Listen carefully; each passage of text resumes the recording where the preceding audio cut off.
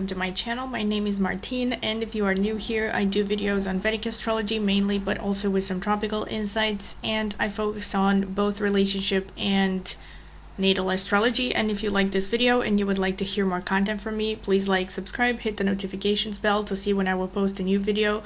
And also, if you're interested in a personal consultation, I do consultations on a wide variety of topics. Please check out the video description. I will leave the contact information there. Thank you. So today's video is going to be about Venus-Jupiter aspects in synastry, both between two individual charts and in the composite chart. Before I get into it, I have to say that I have divided this video into separate sections.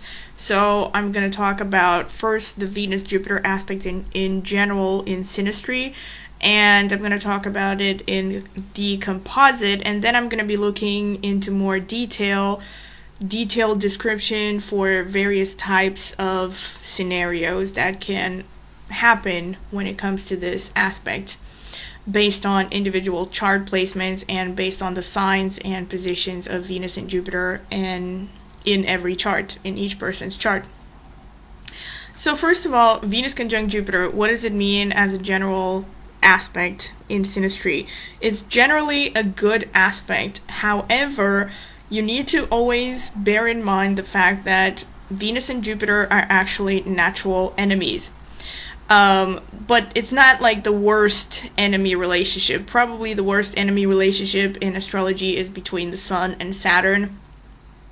But this enemy relationship here is a little bit light. It's more like, they are not ruling the same type of activities, they're not ruling the same type of energies, but both of them are easygoing energies, both of them are positive planets, both of them are benefics, natural benefics.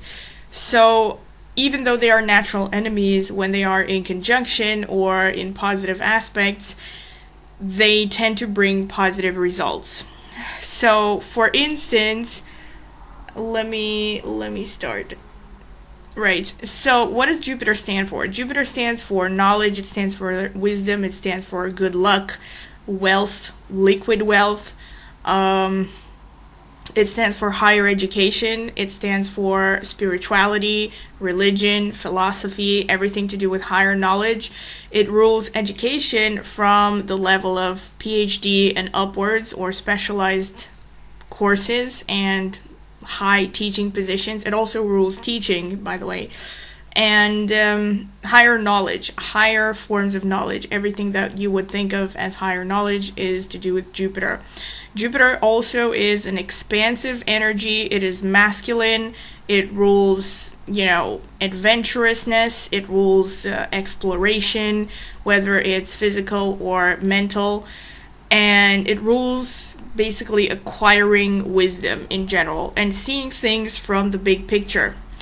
Venus, on the other hand, is feminine. It is focused on the hedonistic pleasures of life. It rules the five senses. It rules beauty, femininity, seductiveness, materialism. So both of these are wealth-connected planets, but Venus is a lot more focused on materialism for the sake of materialism, whereas for Jupiter, materialism is more of a means to an end rather than the end in itself, if that makes sense. And Venus is very easygoing. It's very living in the moment, living, for the present and for pleasure and for happiness and everything. And materialism and everything, and all the finer things that materialism can bring. Great. Public transport. Anyway, so yeah, Venus is about materialism. It's about, sugar, spice, and everything nice, and comfort. It's about the easy life. It doesn't really thrive on challenges at all. Jupiter, on the other hand, Jupiter in itself doesn't have connections to obstacles and challenges. However, Jupiter being a tolerant energy and focused on wisdom, it will accept challenges as part of life and part of, reaching higher wisdom and higher knowledge and all that stuff. Whereas Venus doesn't like any kind of hardships at all. So here you have a combination between spirituality and materialism, which can go bad sometimes, but most of the times it brings the two people involved heightened opportunities to make money. Usually Jupiter brings the optimism, it brings the knowledge, the expansiveness, while Venus is actually interested in the implementation, the know-how of how to make money, and easy and quickly. These two together, so if you have the conjunction, especially if you have one person's Jupiter conjunct the other person's Venus, together they will find an increase of wealth simply because both of them are focused on gaining wealth for various reasons, and they help each other along the way. So the Jupiter can bring the know-how, they can bring the wisdom, the worldliness, and Venus can bring, the attention to detail, the marketing part, the social part, so to speak. So Venus's social graces. And generally, when you have this aspect in synastry in between two individual charts, people will tend to respond to you positively because you come across like a cultured, socialite kind of couple that is, very much aware of the trends. It is very much in the now. It's, focusing on bringing joy and happiness and pleasure. And it's everything, the energy between these two people is going to be kind of light and fun and, nothing dark, no dark clouds in sight when they are around. Jupiter also rules humor, so together they will have a lot of fun and they will come across as a fun couple towards the rest of the world as well because of this energy that they have between them. However, there are different scenarios that I'm going to get into in a little bit. But before I get into the more specific scenarios, what this aspect means in the composite chart is pretty much the same thing, except even more heightened, because in the composite chart, it's basically the chart that is made between the midpoints between each individual planet's position in the individual charts of these two partners. And when it comes into the composite chart, it's definitely a great aspect to have for long-term compatibility, for joyfulness. So it will bring this general feeling of, happiness. You will feel happier together with this person than you feel alone. And that's very important to understand because it is not in itself going to produce like a strong physical attraction and great passion and all that unless these things are indicated by other aspects in synastry. But it is going to bring this, heightened faith in life. Jupiter also rules faith, by the way. So Jupiter will strengthen Venus's faith in life, and Venus will return affection to Jupiter and, beauty, and will bring beauty and affection and everything that can be enjoyed through the five senses.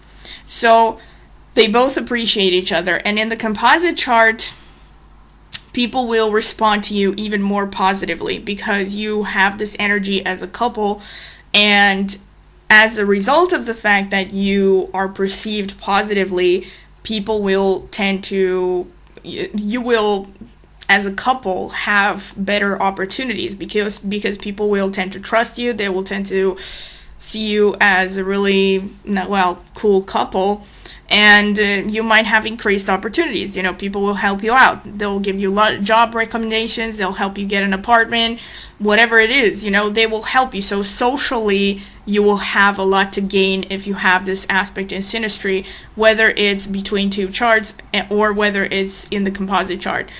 And especially if you have both scenarios where it's both in the composite and in the individual charts, because that basically means that you have Venus-Jupiter mutual double whammy, basically, conjunctions between two charts.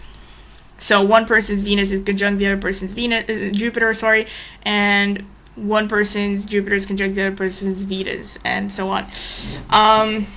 So this is the general description. So the key traits that you want to remember is, first of all, yes, this is not about eroticism. So the attraction is not about passion or eroticism, but it is going to strengthen pure love. Like, it's going to be this feeling of you're just happy to be around each other. So it's great for any kind of a relationship, but especially a long-term, committed, romantic relationship. And also in the composite chart is one of those aspects that is going to reinforce the desire to have children. Any kind of Jupiter conjunction in the composite chart, but especially Jupiter to Venus and to the moon will increase this desire to have children with a partner. Okay, so the other situations that I wanted to talk about. So from the Western perspective, you can also have the square aspect and the sextile, but I'm not really going to focus on those. Well, I can quickly say that if you have the square, most likely there's some kind of a conflict between one person's desire for spirituality, which is shown by Jupiter, and the other person's desire for materialism, which is shown by Venus. And in this situation, it's not the worst square to have in synastry, but it will bring slight discussions with regards to how you use finances.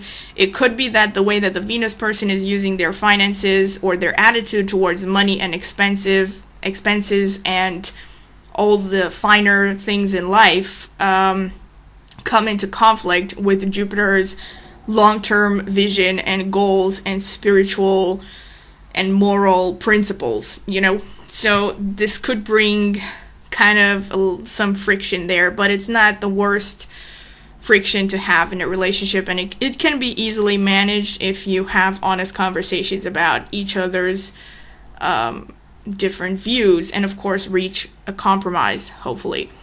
And the sextile is really and the trine as well, they're very diluted and let's say easier versions of the conjunction. So you're still gonna have like the positive aspects of the conjunction, but they're not going to be as heightened. They're not going to be as strong as when you have the conjunction. So they're still going to bring positiveness and joyfulness and optimism and increased opportunities, but you're going to have to work a little bit harder on them. It's going to have to be something like a conscious effort rather than something that happens naturally because of your natural interaction as a couple. Now, the more specific topics, finally, starting with the more specific topics, I wanted to talk about the Jupiter single-sided aspects, which are a very Vedic thing. So in Vedic astrology, and you probably have heard me talk about this in other videos, in Vedic astrology, each planet has single-sided aspects. Not each planet, but some of the planets, and Jupiter is one of them, have these so-called special aspects, which don't exist in tropical astrology. And Jupiter, namely, casts aspects on the 1st, the 5th, the 7th, and the 9th house from itself. The 1st house from itself means the conjunction. If Jupiter is in the same house as Venus, they are forming a conjunction, or in the same sign, because remember that in Vedic astrology, you use the whole sign house system. Which means that a house and a sign completely overlap. So if you have like Jupiter and Venus both in Aries in your chart, then you have the Jupiter-Venus conjunction. And the 7th aspect from Jupiter is the opposition, of course. So any planet that sits opposite from Jupiter, so if you have Jupiter in the 1st house and Venus in the 7th house, you have a Jupiter-Venus opposition. This also is called a mutual aspect, because in Vedic astrology, Venus can also only cast aspects on the 1st and 7th house from where it sits. In other words, it can only cast the conjunction or the opposition, which means that there are two aspects of Jupiter where Venus doesn't aspect Jupiter back. And those are the 5th and the 9th aspects of Jupiter, which are also called single-sided aspects, because Jupiter is aspecting the planet that is 5th and 9th from itself, but that planet may not aspect Jupiter back. So this is a single-sided influence of Jupiter onto the planet in question. So for instance, if you have Jupiter in Aries, for example, and your partner has Venus in Leo, then your Jupiter is aspecting this person's Venus by the 5th aspect. Or if your partner has Mars in Sagittarius, then your Jupiter is aspecting their Mars by 9th aspect, for example.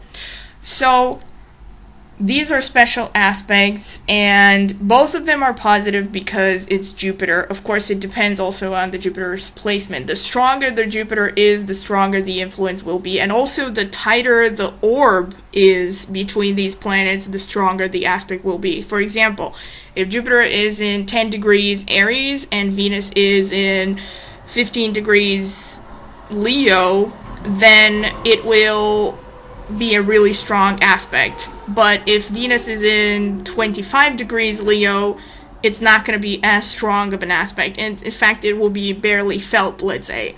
Same thing with anything in the Sagittarius, right? So if the partner's planet is in 12 degrees Sagittarius and your Jupiter is in 10 degrees Aries, that's a 2-degree orb difference. That's going to be much stronger than if their Mars is, I don't know, in 29 degrees Sagittarius and your Jupiter is in 10 Aries, if you know what I mean. And so these aspects, the 5th aspect of Jupiter has to do with children, has to do with creativity. It also has to do with knowledge and teaching. But it has to do more with knowledge up to, let's say, master's degree level.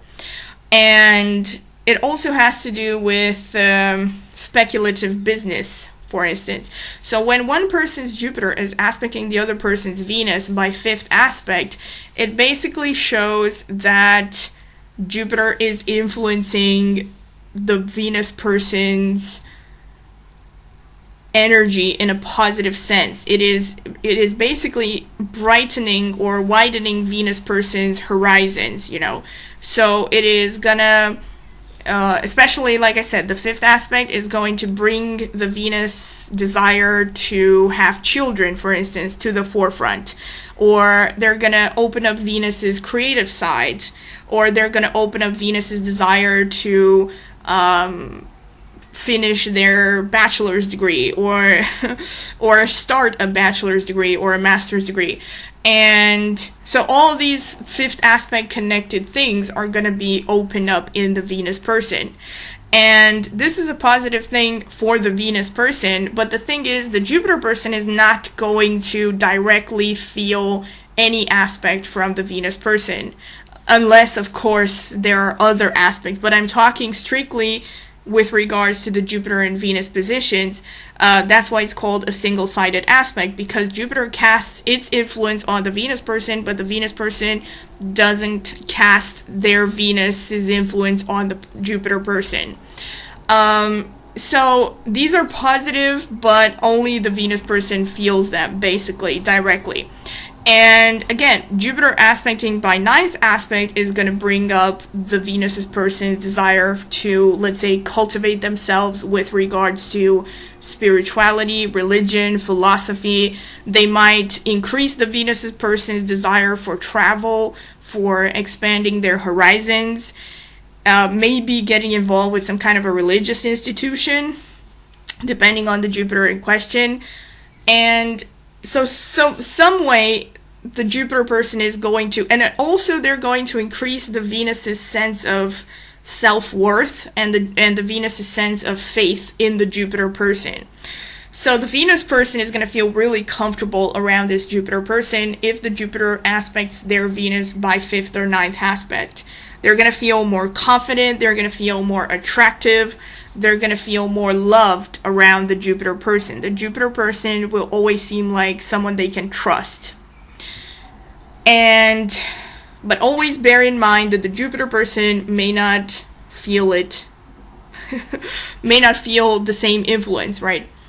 And this is one thing that I wanted to mention. So this has to do with the single-sided aspects. And now there's another thing that I wanted to mention is, of course, you have to look at, in general, you have to look at the strength of the Venus and the strength of the Jupiter. Now, especially when I'm talking about inter-aspects, so not the composite chart. In the composite chart, you also have to look at the sign, nakshatra, and all that to see how, and the house placement, to see how and where it's going to manifest the most.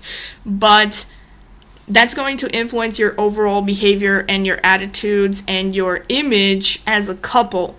But when you're looking at chart inter-aspects, so like how one person's Venus aspects the other person's Jupiter, you're going to have a better picture of how you influence each other as individuals.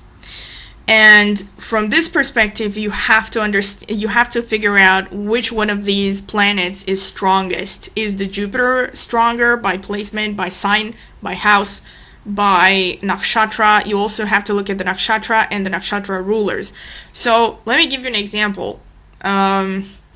If Venus is, let's say, in Taurus in Bharani nakshatra, this is a really strong Venus, right? Because it's in Taurus and it's in Bharani, which is also ruled by Venus.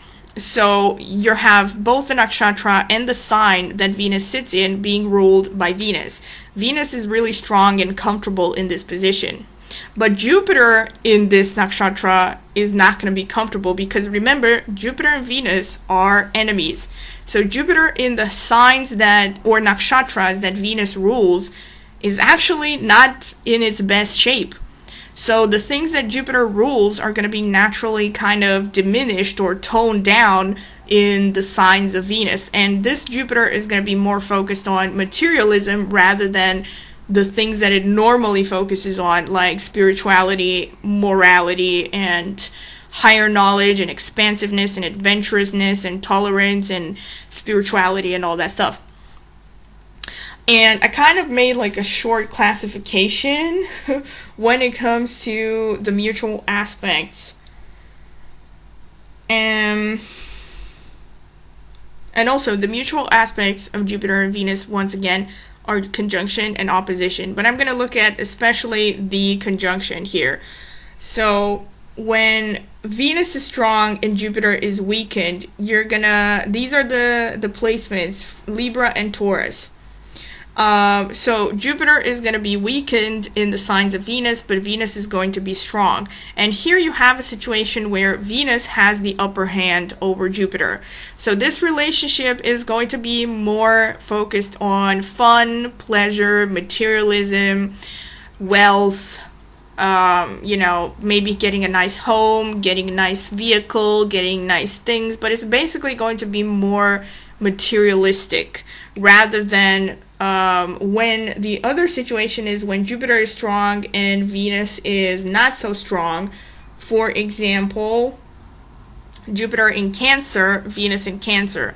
So Venus is not debilitated or anything in Cancer, but Jupiter is exalted. So here in Cancer, you can have a union that is more spiritually oriented. Let's say you're oriented towards family and emotional connections and loyalty, but also cultivating spirituality and all this stuff rather than materialism. And so in other words, Venus is going to follow Jupiter's lead rather than the other way around.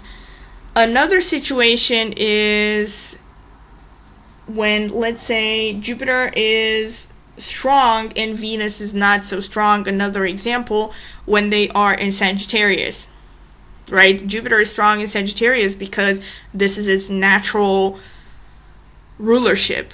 This is it's the sign that it naturally governs, and Venus is it's not at its most comfortable here. Actually, the most fortunate combination for this particular situation is if you have both of them conjunct in Purva Ashadha, which Purva Ashadha is a nakshatra that is ruled by Venus, and it also sits in Sagittarius, which is something that kind of brings both worlds, the best of both worlds with regards to spirituality and materialism. So This conjunction in Purva Shadha is going to be focused both on material success and also moral and spiritual purity to some extent.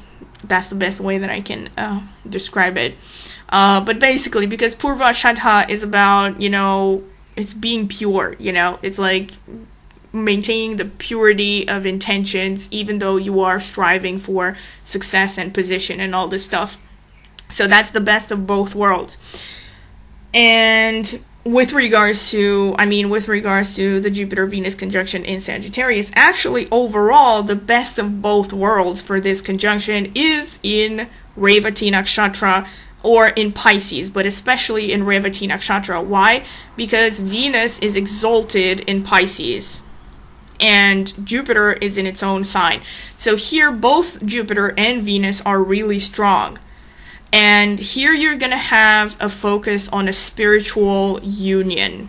Now, this is not probably going to be a relationship where it's all hot and steamy and stuff, but it is going to be very spiritual. It's going to be like an uplifting energy, and it's going to bring the best of both Jupiter and Venus being connected in a spiritual, emotional, romantic love sort of thing.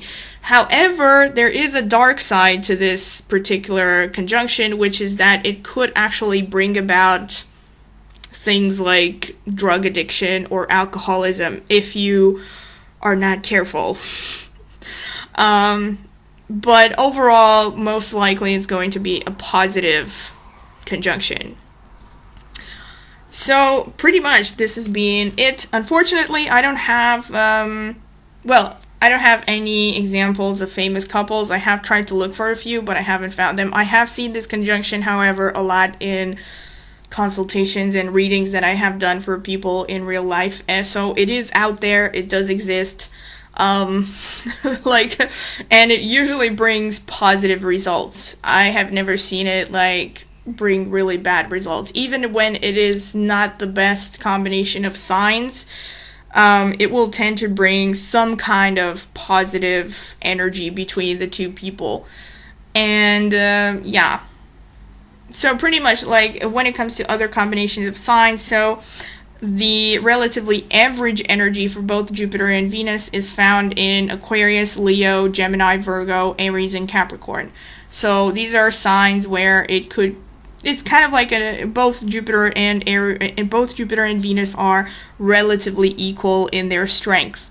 So obviously each of these are going to have different focus and different overall expression, but the common denominator is going to be that they're both focused on expansion and mutual affection and mutual support, and there's going to be a heightened feeling of optimism and faith.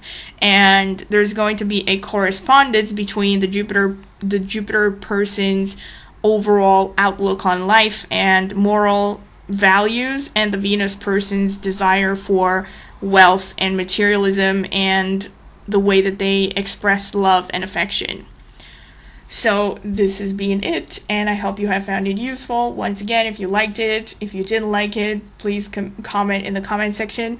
And once again, if you like this video, please subscribe. Please hit the notifications bell to see when I will post a new video. And if you're interested in a personal consultation, please check out the video description. I will leave my contact information there. Thank you.